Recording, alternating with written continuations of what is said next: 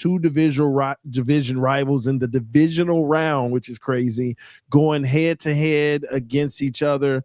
San Francisco 49ers versus the Seattle Seahawks. Man, oh man. Brando, take it away, because this was tough. Go ahead, bro. This was tough. I, of course, did predict to Niner fans last week this was going to be a blowout, and they haven't liked to hear me say this the past two times we faced in the last couple of weeks, but I think that they're at least buying into a little bit of what I was telling them at the time, which is that the injuries have gone too far. Yes, there's certain things that are a little bit healthier, a little bit coming to this game versus where they were. You didn't have Trent Williams at 100%. You didn't have Christian McCaffrey at 100%. There is no Ayuk in there. That is a loss on top of all of this stuff. Parasol's probably nowhere near 100%. And then you have all the issues for them on the defensive side of the ball. This is all going on at the same time that the Seattle Seahawks continually get better and better. They've gotten even better since the Rams game. They've gotten better through the back half of this schedule. They're playing to a blueprint model type of football that is so very hard to beat. A commitment to running the ball, playing great defense, playing grade A special teams, and really then just putting those all together and marrying them very well in how you play. And it all came to be in this game. Yeah, the special teams kick return kind of signaled this just isn't going to be the 49ers day. If the Niners are going to win that game, they had to stay tight in that game and hope that they kind of grind it out at the end.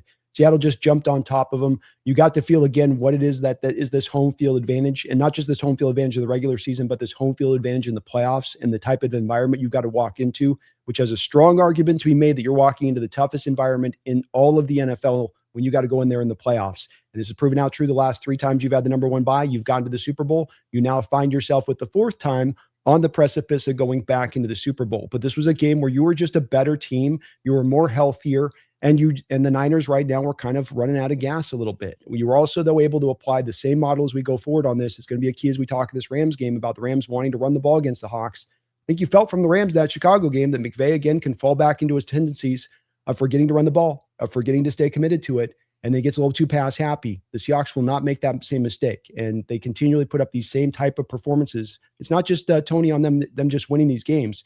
It's the blueprint for how they win it is the same way every single week on the back half of this schedule. It's not deviated from it at all. Wow, I just know they just look very dominant, man. Jesse, you got to talk to us. Did you expect it to go like this?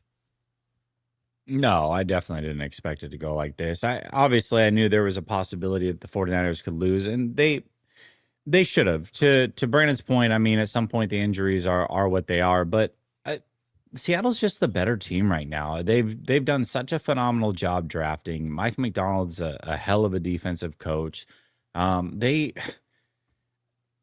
won the game in 13 seconds. It was like a Mike Tyson fight. You like tune in for the pay-per-view, you get up and you use the restroom, and you're like, all right, I'll be ready for this fight. And you come back and sit down and it's over. And you're like, what's going on here? Like, that's exactly what it felt like. 13 seconds is all it took.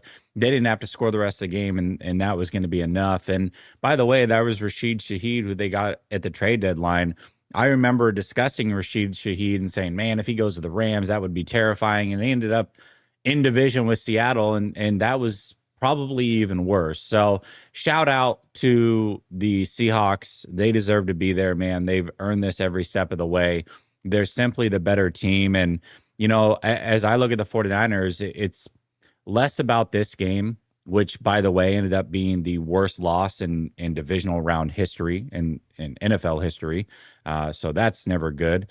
But it just leaves me more perplexed. Like, should I be excited about this season and the way that it went because the 49ers exceeded expectations, especially with the injuries? Or with that loss, should I be a little bit hurt and not looking forward to the future?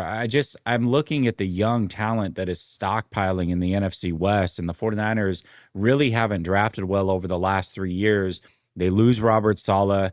Most likely they bring in, promote Gus Bradley to defensive coordinator. But the optimism towards the future is really hard to come by right now because the 49ers have some aging veterans, some guys coming off of injury. They just lost their defensive coordinator. And I'm staring at Seattle and I'm staring at the Rams going, oh my, every single year they're drafting somebody who's legit and can change their franchise around. So I don't know how the 49ers close the gap. I really don't. I'm worried about the future here over the next couple of years. Man, Mike, Jake, anything you wanted to add on it? Yeah. So I'll be the first one to tell you, I thought this game was going to be really close because I was just feeling like the 49ers, they're feeling themselves. I mean, they're not far away from hosting the Super Bowl. And I felt like the worst case scenario for Seattle was having to play the same team twice. And they did what I didn't expect them to do. And, I just did a show with Brando and I said, I mean, who knows? That game might have been different had they not had that, kick return. But that's the thing. They had the kick return. And I think Jesse said it best. I mean, after that is the only thing I think that was really going to just totally take the 49ers out of their rhythm was a kick return for a touchdown to start the game. And Seattle got it. And it wasn't just a fluke. It was a guy that Jesse and I were talking about trading for at the deadline. And here he is in Seattle. And it's like, yeah, it cost you a 3rd-round pick, but now you're starting to see why. I mean, he's just so explosive, probably the most dangerous returner. And just wait until they integrate him in the offense in, a bigger role as an offensive player. But 49ers have no reason to hang their heads. I thought, Kyle Shanahan still coached the year for me. I thought the job that he did was outstanding to get them to that point. It's a shame they went down the way they did, but I see like Eagles fans acting like they would have done better. I really don't think so. If the game started exactly the same and they gave up the kick return, I think it's the same way. And I think the Eagles had no offense to speak of.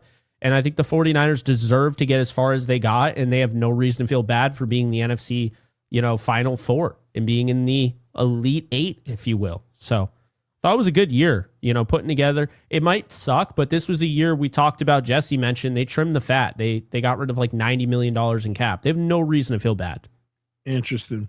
Well, here's what I will say, even me personally. The Seahawks, they just seem like one of the most complete teams in a dominant fashion in the entire NFL. It's like they big boy every position and every aspect of the game. And the most shocking part about it, how long did it take them to get here? Is it 2 years? 3 years. 3 years? That's the Russell Wilson trade. Because remember with this is that like Herschel Walker, like Russell Wilson trade that you get that kicks this off, Tony, where you get that all of those assets back in that draft and into the next year's draft, and you can really start to soup things up from there. All right, listen, let's get to by the way, Jesse, here. I think just really quickly, great comparison on that point. What you guys ran into in your 2 Super Bowl runs was a GOAT. We ran into a GOAT back in 2014. Jake ran into a GOAT in the first Super Bowl appearance for the Rams. Here. This ain't up there this year. We ain't got a GOAT in the cards out there in the AFC this year. So how do you know? How do you know? Drake May ain't going to be the GOAT. He'll be a really good quarterback. He's not going to be a GOAT. Well, if he is the GOAT, he's not one right now. Not in year 2. Not year 2, Tony. Yeah. You get year 5, year 6, year 7, maybe he develops into that, but not the year 2 experience of Drake May. Not the way I saw him handle pressure against the Chargers and Texans. I mean, he's not there yet. And Tony, the thing Mike McDonald's done over the last couple of years, especially in Seattle, is absolutely disassemble young quarterbacks. Those guys, they're in for a very long day at the office with his defense, as much for how much he confuses them and disguises and just puts them in kind of a spin cycle. So he's going to have Drake May's head spinning. Hey, I'm not saying either way. I'm just saying this is going to be. You better hope he's not a GOAT, TD, or you guys are in for a long decade. That's going to get real. That's the fear. That's the fear there, Tony. That's all. That's just the fear. I'm about to call in like Z-Bot, man. Hit dog will holler. All right, listen. Sleeper, get a 100% deposit match of up to $100 when you use promo code RTS. Link is in the description, pinned at the very top there. You can also get your free $20 play when you use that same promo code RTS. Sleeper is the fastest fantasy growing app that there is. Here are the picks for the championship round. You guys let me know how you're feeling about this. I got Devontae Adams going more than 50.5 receiving yards. I'm fading Sam Darnold at 234.5 passing yards. That just seems like a big number for me. I know. I do love him. Just don't, listen, don't turn it over. I do have Kenneth Walker getting in the end zone though. Losing Charbonnet, I think, is going to be huge for Kenneth Walker. He got in 3 times last week. All he needs is 1 this week. And listen, I got a feel for Broncos fans, but Jared Stidham, he's definitely throwing a pick in that championship game. Like, there's just no way he's getting out of there clean. So those are the picks this week. You can tail them or you can fade them, but make sure that you use promo code RTS.